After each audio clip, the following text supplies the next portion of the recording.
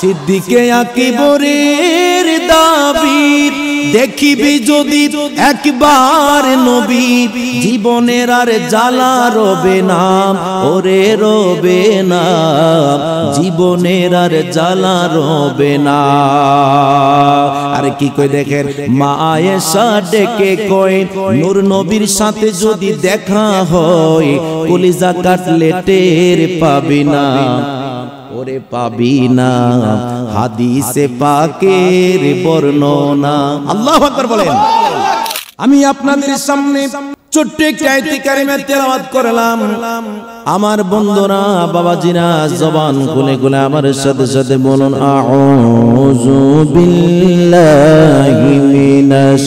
শাইতানির রাজিম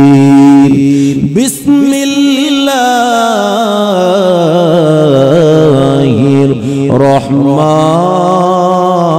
রহমানির রহিম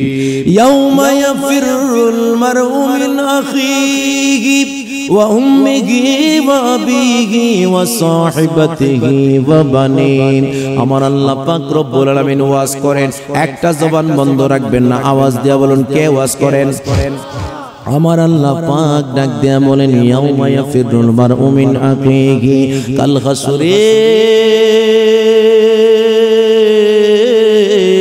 কাল হাসরের ময়দানে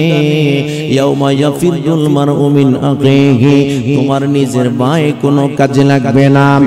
এরপর আমার আল্লাহ পাক ডাক দিয়া কইবা উম্মিহি কাল হাসরের ময়দানে তোর মা কাজে লাগবে না ওয়া আবিহি কাল হাসরের ময়দানে তোর বাবা কাজে লাগবে না ওয়া সাহিবাতিহি কাল হাসরের ময়দানে তোমার স্ত্রী কোনো কাজে লাগবে না ওয়া বানিহি কাল হাসরের ময়দানে তোমার সন্তান কোনো কাজে লাগবে না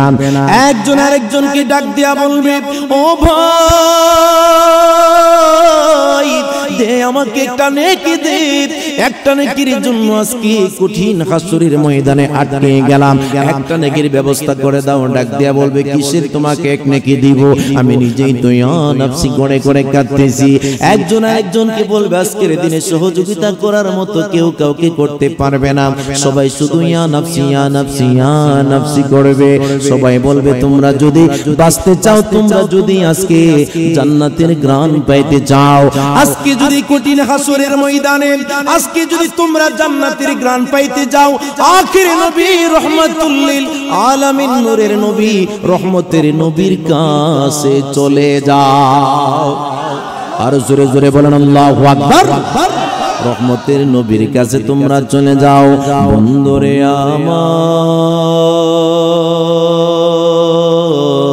আমার ওই মায়ার নবী হায়াতুন নবী জিন্দা নবী সম্পর্কে 11 পারার 4 পৃষ্ঠার মধ্যে আমার আল্লাহ পাক রব্বুল আলামিন ওয়াজ করেন 11 পারার 4 পৃষ্ঠার মধ্যে আমার আল্লাহ পাক ডাক দিয়া বলে দুনিয়ার মানুষ তোরা শুনে নে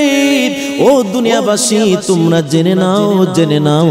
নাও লাকাদ জাআকুম রাসূলুম মিন আনফুসিকুম আজিজুন আলাইহি মা আনিতুম হারিসুন আলাইকুম বিল মুমিনিনা রাউফুর রহিম একটা জবান বন্ধ রাখবেন না ডান হাত তুলে বলতে হবে আল্লাহু আকবার আরো মায়ার সুরে বলেন ইয়া রাসূলুল্লাহ আমার আল্লাহ পাক ডাক দিয়া বলে হাবিব ইয়া রাসূলুল্লাহ নবী গো ও নবী গো লাকাদ জাআকুম রাসূলুম মিন আনফুসিকুম আমি তোমাদের জন্য ও আমার বান্দা বান্দির একদম সহজ ভাষায় বলতেছি আপনাদেরকে আমার আল্লাহ পাক ডাক দেয়া বলে তোমরা যখন কঠিন বিপদের মধ্যে পড়ে যাইবা কঠিন বিপদাপন্নের মধ্যে নিপতিত হয়ে যাইবা ওই কঠিন মুসিবতের সময় তোমাদের জন্য একজন রাসূল রেখেছি যেই রাসূল তোমাদের দুঃখের দিনে তোমাদের আপন হবে যেই রাসূল তোমাদের দুঃখের সময় আপন হবে বিপদ আপদের সময় রাসূলুল্লাহ তোমাকে বুকে জড়ায় নেবে আওয়াজ দেয়া বলুন ওই রাসূলের নাম কি রহমাতাল লিল মাশাআল্লাহ জোরে বলুন রহমাতাল লিল আমার নূরের নবী রহমাতুল লিল আলামিন নূরের নবী হায়াতুন নবী জিন্দা নবীজি সাল্লাল্লাহু আলাইহি ওয়াসাল্লাম কাল হাসরের ময়দানে আমার আল্লাহ পাক ডাক দিয়ে বলবে হাবিব ইয়া রাসূলুল্লাহ নবী গো আপনি জান্নাতের মধ্যে চলে যান আমার আল্লাহর হাবিব সরকারে মদিনা ডাক দিয়া বলবেন ইয়া রাসূলুল্লাহ নবী গো আপনি জান্নাতের মধ্যে চলে যান আমার আল্লাহর হাবিব ডাক দিয়া বলবে আল্লাহ আল্লাহ আল্লাহ আল্লাহ আল্লাহ আল্লাহ গো ও আল্লাহ আমি কেমনে জান্নাতের মধ্যে যাব এখনো তো আমার কোন উম্মত জান্নাতের মধ্যে যায় নাই আল্লাহ তুমি জেনে রাখো গো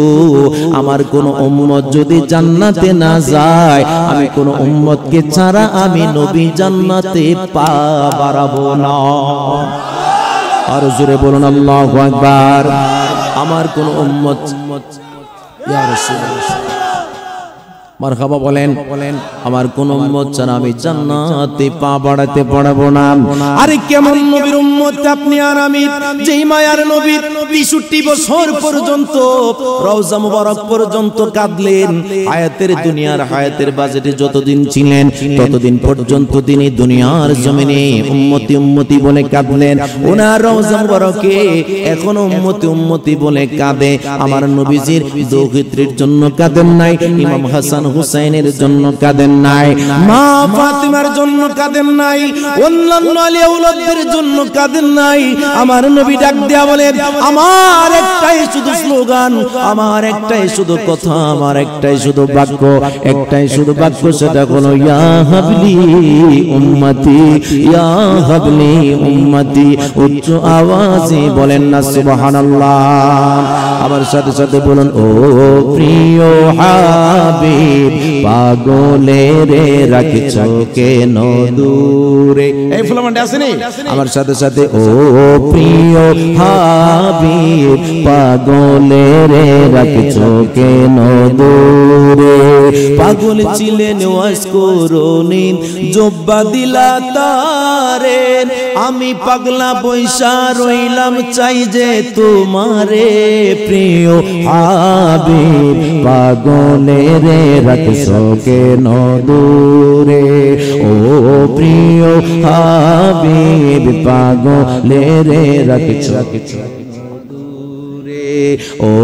প্রিয় হাবিব পাগলে রে রাখছো কেন দূরে জবান খুলে আওয়াজ দেয়া বলেন আল্লাহু আকবার বন্ধুরে আমার ভাই আজকে মসজিদ 1000 টাকা দিছে আপনার তাবারকে আমার একটা না লাইন শুনে দিছে এটা সুন্দর নিও বেশ সুলা লাগে আবার এখন কাশিদা শুনে দিছে 100 টাকা মারহাবা বলেন আমার ভাইয়ের 100 আমার কাছে 1 কোটি টাকা আলহামদুলিল্লাহ বলেন কিতাবের নাম হলো দালাইলুন নবুয়াত কিতাবের নাম কি দালাইলুন নবুয়াত তৃতীয় খণ্ডের 100 পৃষ্ঠার মধ্যে এসেছে বদর যুদ্ধে তার একটি চক্ষু আঘাত প্রাপ্ত হয় আল্লাহর হাবিব সাল্লাল্লাহু আলাইহি সাল্লামের একটা সাহাবী ছিল ওই সাহাবীর নাম ছিল হযরতে কাতাদা আওয়াজ দিয়ে বলো নাম কি মাশাআল্লাহ আমার যুবক কেন আছে আওয়াজ দিয়ে বলো নাম কি হযরতে কাতাদা দেখেন কি কারবারটা হয়ে গেছে হযরতে কাতাদা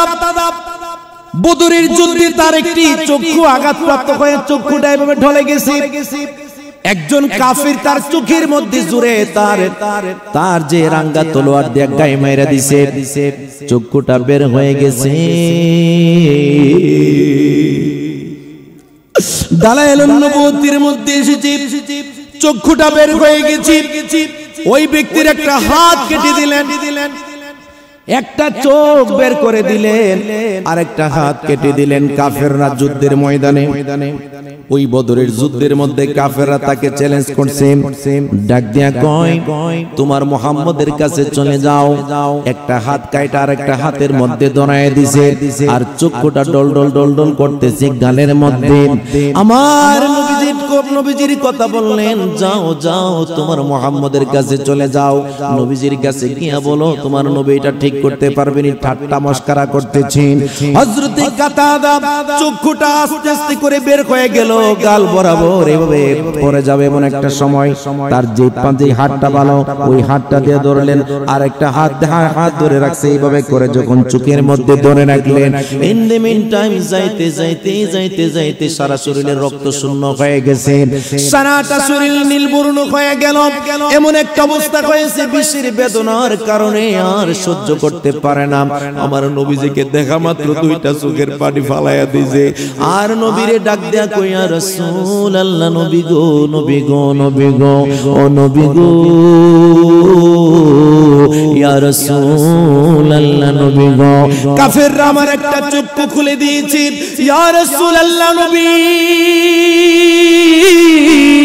আমার একটা চক্ষু খুলে দিয়েছে গো নবী, আমার একটা হাত কেটে দিছে, একটা হাত কাইটা আর একটা হাতের মধ্যে ধরায় দিছে, চক্ষু একটা তলোয়ার দিয়ে গায়ে দিয়ে বের করে ফেলেছে, আর রাহমাতুল লিল আলামিনের কাছে বিচার দিতেছে। আমার নবী ডাক দেয়া কই, কাতাদা রে, চিন্তার কোনো কারণ নাই, আমি রাহমাতুল লিল আলামিন তোর চিকিৎসা করব। আরো জোরে বলেন না সুবহানাল্লাহ। বলছে রাহমাতুল লিল আলামিন তোমার চিকিৎসা করব। কি কারবার! আমার নবীজি সকল ডাক্তারদেরও ডাক্তার। আমার নবীজি ডাক দিয়া বললেন, কি কারবার দেখেন বাবা, আমার নবীজি ডাক দিয়া বললেন, কাতাদা রে, ও কাতাদা, কাতাদা কান্না করিও না, আমি রহমতের নবী দেখো কি চিকিৎসা করি। চক্ষুটা বের হয়ে ডলডল করে, আমার নবীজি ডান হাত দিয়ে কি করলেন, ডান হাত দিয়ে চক্ষুটাকে আগের জায়গার মধ্যে লাগাইবার আগে উনি ওনার জিহ্বা মোবারক থেকে, এই যে আমার দিকে তাকান, জিহ্বা মোবারক থেকে একটু থুতু মোবারক বের করলেন, শাহাদাত আঙ্গুলের মধ্যে নিলেন, আর চক্ষুটা যে বের হয়ে গেলেন ওই জায়গার মধ্যে উনি থুতু মোবারক লাগাইলেন, লাগায় চক্ষুটাকে ডান হাত দিয়ে আস্তে করে লাগায় দিলেন। এবার হযরতে কাতাদা ডাক দিয়া বলার পর সুবহানাল্লাহ বললেন, হযরতে কাতাদা ডাক দিয়া কই, ইয়া রাসূলুল্লাহ নবী গো নবী গো নবী গো, আমার চক্ষুর মধ্যে আপনি থুতু মোবারক দিয়া যখন আপনি আমার এই কাটা চক্ষুর মধ্যে আপনি হাত দিয়া লাগায়া দিলেন, খোদার কসম দিয়া বলি নবী গো, আমি এখন আমার আগে যেরকম চোখ দিয়া দেখতে পাইতাম আমি স্পষ্ট সেই রকম চোখ দিয়া দেখতে পাইতেছি। আর জবান খুলে বলেন আল্লাহু আকবার। সিদ্দিকে আকবরের দাবি দেখিবি যদি একবার নবী, জীবনের আর জ্বালা রবে না, ওরে রবে না, জীবনের আর জ্বালা রবে না। আর কি কই দেখেন, মা আয়েশা ডেকে কই, নূর নবীর সাথে যদি দেখা হয় কলিজা কাটলে টের পাবি না, ওরে পাবি না, হাদিসে পাকের বর্ণনা। আল্লাহু আকবার বলেন।